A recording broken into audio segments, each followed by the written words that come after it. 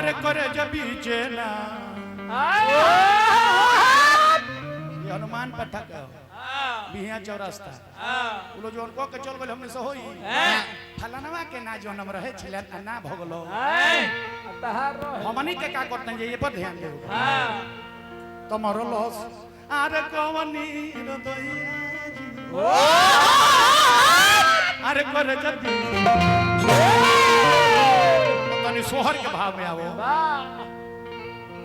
का हवा में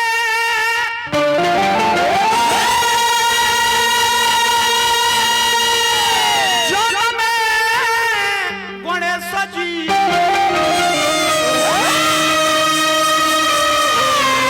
तो का हमें अरे कौन होइया जन में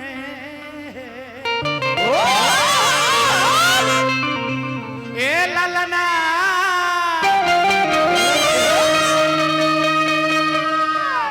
मुन्ना बाबा कहीं चल गनी का अच्छा तने वहां का रहिला त तने मजा आवेला जी जी जी ए ललना अरे कहवा में अरे बात जन्म श्री राम तो तीनू घरवा अरे सोहर होला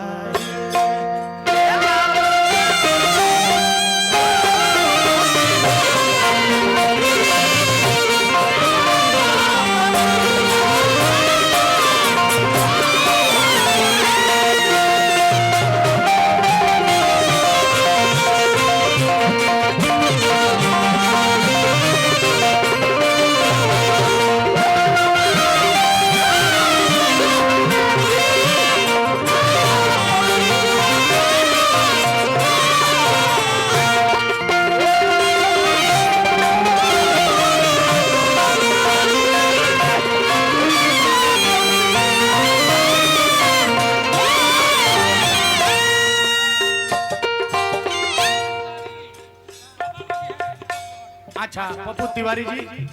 हमारा दीपक बाबा के बाबा लोग हैं बहुत बहुत पुरस्कार भेजो बनी हार्दिक हार्दिक अभिनंदन बा ए ललना कहवा में काहे गोपाल भाई केने हो गोपाल भाई या तारा सानी चलावे ए ललना कहवा में जन्म श्री रामो तीनों घरवा सोहर होला है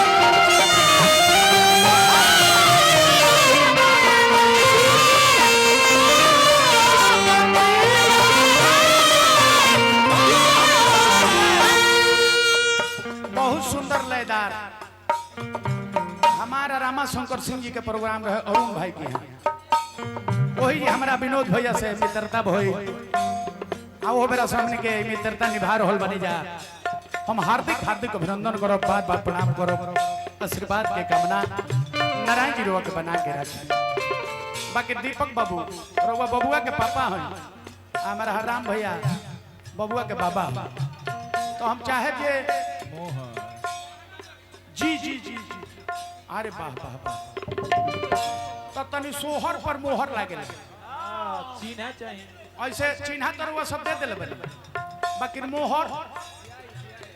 एगो चिन्ह और दे दी छोड़नी दिया का दाग दी ये चिन्ह कि हम जहां जाई उघार के दिखाओ फिर जब दीपक भैया हरराम भैया के सही है मिलल बा मोहर मोहर का माने रुपया पैसा मिल गइल बा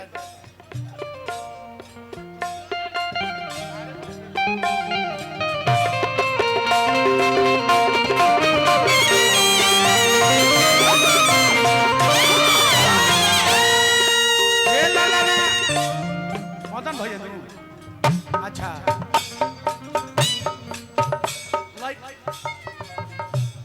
अच्छा हमारे दीपक भैया के मामा बनी मदन बाबा मदन बाबा नहर विभाग कही आ पानी हम ये कहब कि जल्दी छोड़स बड़ी दिक्कत बा सीओ साहब के हम बोलौले रहनी हां यहां के जान के रोक देनी है कि गांव घेराव कर दी से आग्रह बा हाँ अब जब हरराम भैया के सार होई तो हमरो सारे लगो गलती कहत नहीं का हरराम भैया गलती जब हरराम भैया के सार लागो तो हमरो सारे लगो आ हरराम भैया कहनी है ना वो सारे लगो बुहा के तो हमनियों के दिया मामा तो देखी तने ऐसन पानी छोड़ी हाँ जे कमल बांस भाई के नचनिया पूरा हुड़ बुड़ हो जाए ना बोहे के बाकी खेत रोपवावे के बा हाँ बांस का बनवाए हां हिलावे के बा डांड मारी तो तने डांड मारी हितराम तने डांड मारी तो ए ललना आरे कहावा में जन्मे श्री राम तो तीनों घरबा अरे मंगल होला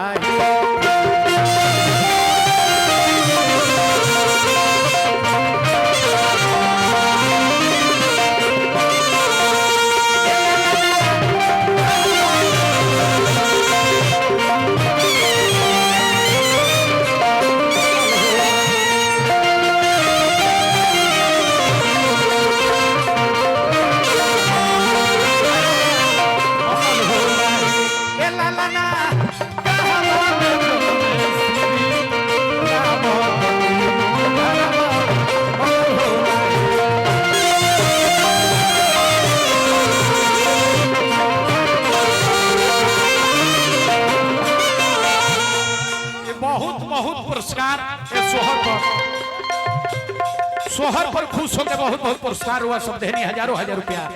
हम हार्दिक हार्दिक अभिनंदन करब हमरा दीपक बाबू के छोट बाबू बने यानी बबुआ के चाचा जी तो देखो चाचा जी के बहुत प्रेम होला भतीजा से उतना माई बाप के प्रेम ना होला जितना चाचा के होला आये से बढ़ के प्रेम पापा के आइया के होला जननी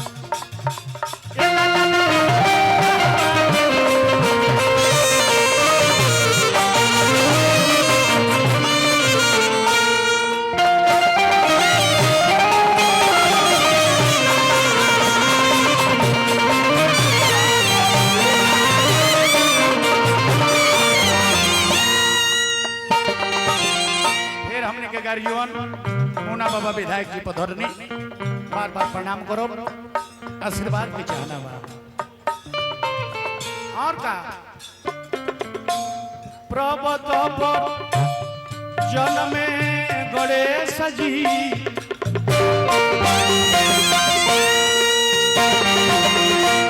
प्रभत पर जन्मे गणेश जी तो झेलवा में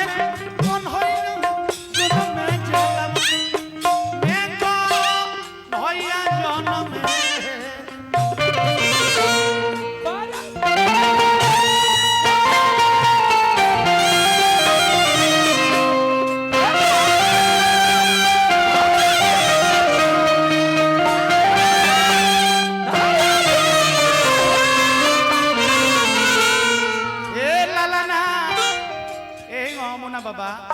एक जना साधु बाबा चल जाता ले अयोध्या अब टिकट लिए आदरणीय विधायक जी के आदेश हो गइल बा कि आपके लिए चैता के कार्यक्रम में आपके रहे के बाद जी जी जी एकदम रहो अभी से रुआ एगो डेट नोट कर ले हमनी के बता दीजिए आप जी जी जी एकदम हाजिर बने हो एकदम हाजिर बने हमरा मुन्ना बाबा और कुछ आदरणीय विधायक जी के इच्छा बा हाय हाय हाय मुन्ने बाबा एक बाद कुछ आदरणीय चाचा जी की इच्छा बा वो माध्यम से गीत संगीत आप एक दूगो सुना दे जी जी एकदम सुना दे बहुत बहुत पुरस्कार देने मुन्ना बाबा के चरण में बार बार प्रणाम करो आशीर्वाद की कामना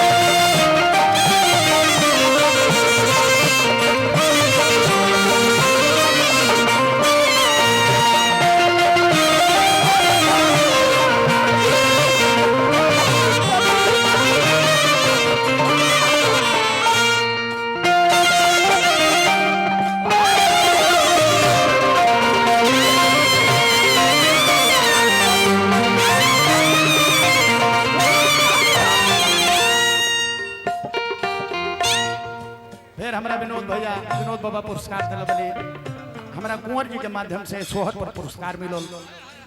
हाँ विनोद उपाध्याय जी हमारा कुंवर जी के माध्यम से पुरस्कार।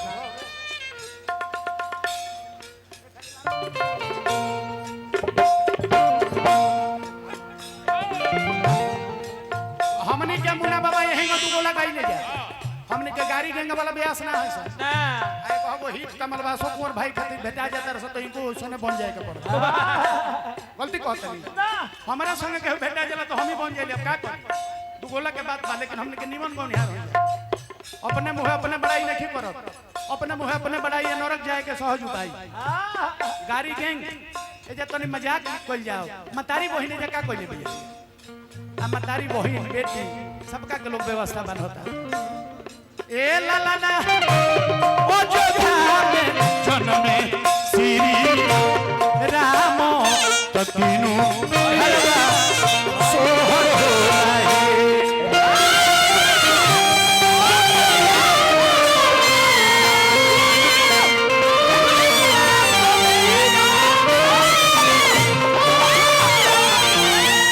और का के करो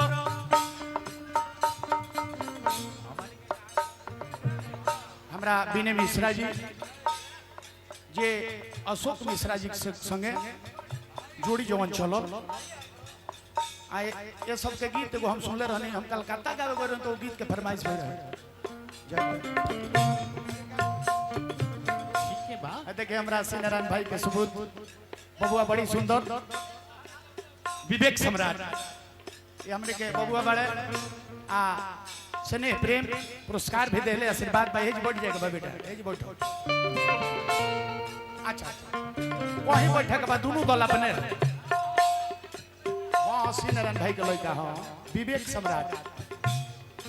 हम तो कहते बने हम तो हती हती लड़कन से कुंवर जी गावे के चाहिए बाकी ये हीरो वाला का तरफ पुलियो बर फवर हां एक के चलते हम नहीं खीगा गीत संगीत में हमरा के मारो हमरा के मुआ दो गीत संगीत में जानकारी में हमरा के मुआ दो तब नु जानी हम गलती कहत नहीं रह जा रहो देखी बहुत अच्छा कलाकार के यहाँ के लड़का है हमारा के यहाँ एक बार वहाँ के आयल बने महात्म तिवारी वह के यहाँ के लड़का है एक बार आयल बने महात्म बाबा के खलिहान में प्रोग्राम भई रहे वीरेंद्र सिंह धुरान सिंह हाय हाय हाय 1987 में बताई तो और धुरान काका महात्म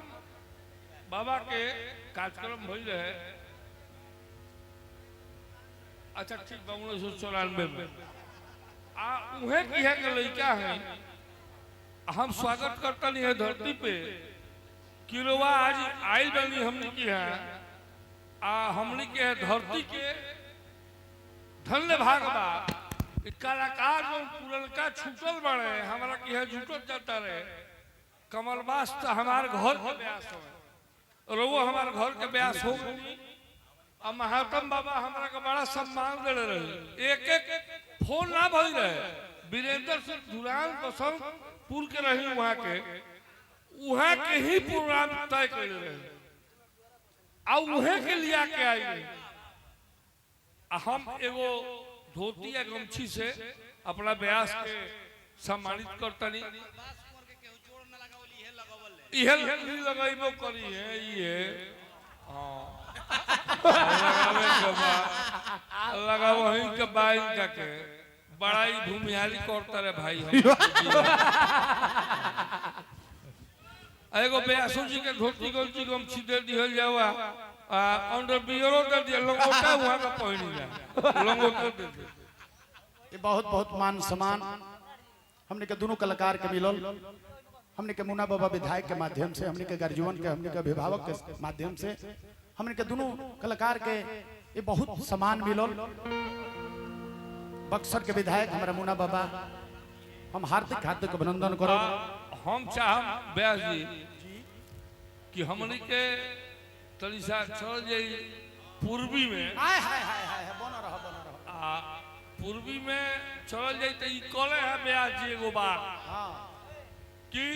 भिखारी बाबा भोजपुरी के शेक्सपियर ना रहे हैं। निश्चित रूप से बाबा भोजपुरी के भिखारी बाबा हम के शेक्सपियर रहन,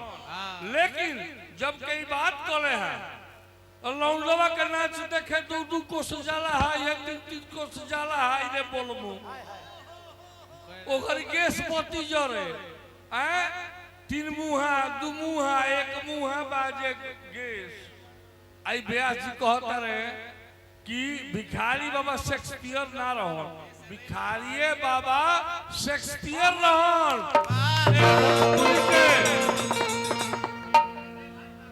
आज जे कहता महेंद्र मिश्र, धुरान काका, गायत्री ठाकुर, हनुमान पाठा, जे भी बा व्यास जी यह बात के ध्यान रखे के बा कि भारत सरकार और बिहार सरकार दोनों ने भिखारी बाबा को शेक्सपियर की संज्ञा दी है। और भिखारी बाबा ही हमारे आदर्श है। आप कहिए, आप गायत्री ठाकुर कह कर गए हैं इस समाज में, कहिए तो हम निकलवा के अभी ब्लॉग पर दिखवा दें, गूगल पर। ठाकुर जी ने कहा कि भोजपुरी के शेक्सपियर है भिखारी ठाकुर। तो मैं आपका सम्मान करता हूं, सही बात। आप जो भी कहेंगे वो सही है, ये जो भी कहेंगे वो सही है, मैं दोनों का सम्मान करता हूं। लेकिन जो प्रभुराज जी जब जाते रहे लोग चटकल के नौकरी में, ताला लटकल, हाई रे चटकल, बरमसिया बड़े हाँ बड़े बड़े ताला लटकल, हाई रे चटकल। क्या बात है व्यास जी। जी जी भिखारी ठाकुर भोजपुरी के शेक्सपियर असलियत में भइले तो भिखारी ठाकुर भइले। ठाकुर जी अपन बुद्धि खटौनी गायत्री ठाकुर जी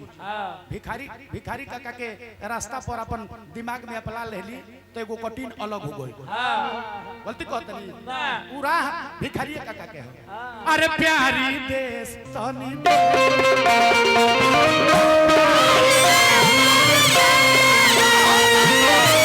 प्यारी देश तनी देखे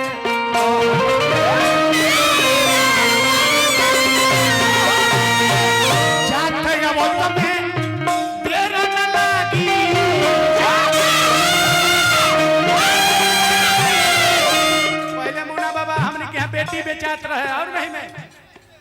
बेटी बेचात रहे। आ बेटी बेचवा के नाटक खेल के हमारा भिखारी ठाकुर जी बेटी बेचल प्रथा रोकवा देले। हमनी में ताकत बा ये नाटक खेल के चाहे लोग के गा के सुना के उ प्रथा के बंद कर दी जा। लेकिन एगो असलियत भइले तो भिखारी ठाकुर जी भइले जे बेटी बेचवा नाटक खेल के बेटी बेचल प्रथा रोकवा देले। प्यारी देश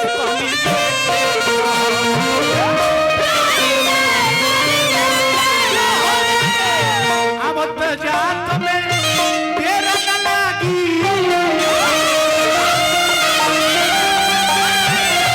अब तो जात में तेरा न लागी जोश भोड़ा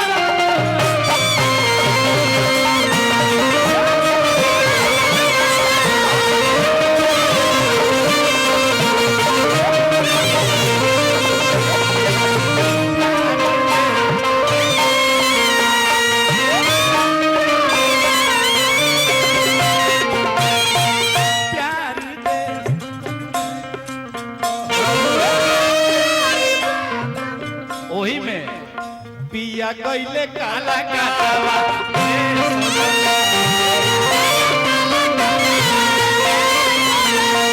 पिया कइले काला कावा रे सोजनी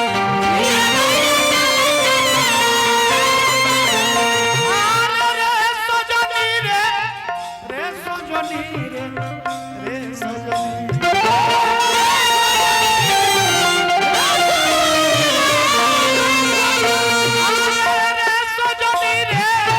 रे सोजनी रे सोजनी भजनी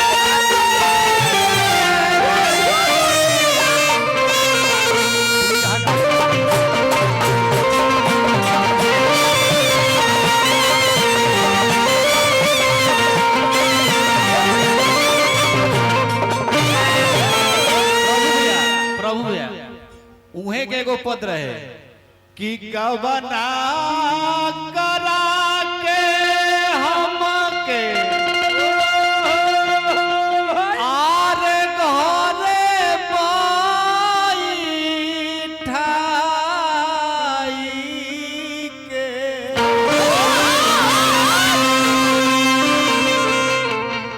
अपने पुरुबावा परैले रे बटोही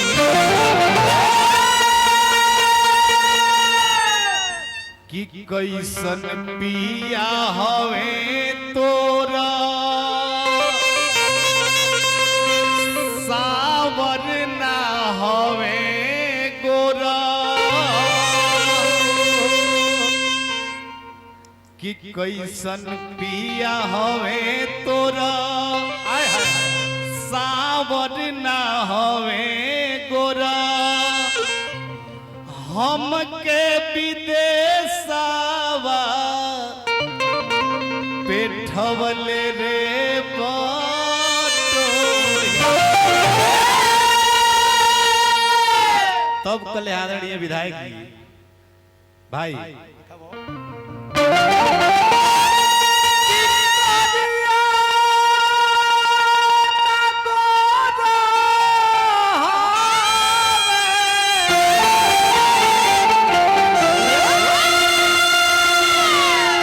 आदरणीय पिंटू भैया डुमराव से सतखाना रोड तहे दिल से सम्मान स्वागत बंदन अभिनंदन कमलवास भैया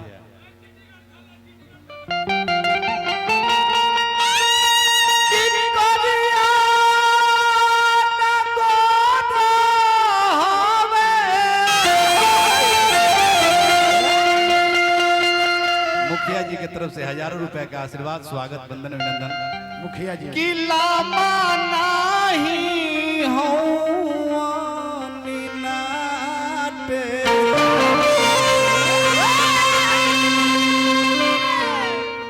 मझिला जवान श्याम सुंदर रे बटो